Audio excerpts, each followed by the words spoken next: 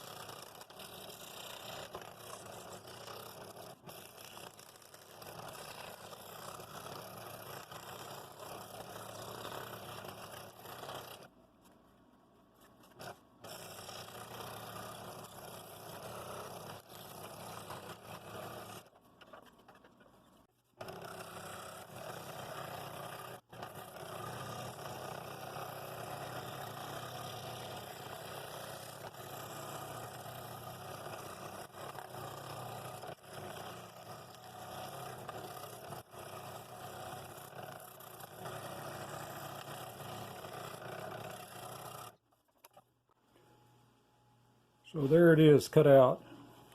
I'm fairly pleased the way it came out. That's the main part, mid part, and this is the front. Goes on there, and then this one goes on the other side. And we have this base that this tab will fit into. So all I got to do is glue these together. I'm going to do them one at a time, let them settle a while. And I'm going to put a finish, I think, on that. It's going to look nice. I think I'm going to sand it a little more.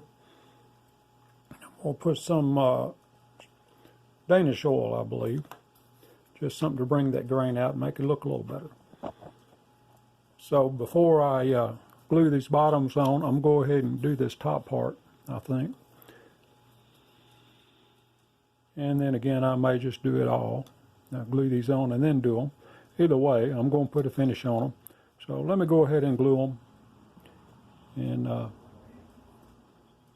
let that glue settle a little while, and I'll do one side at a time, and then we'll put a finish on it and mount it up.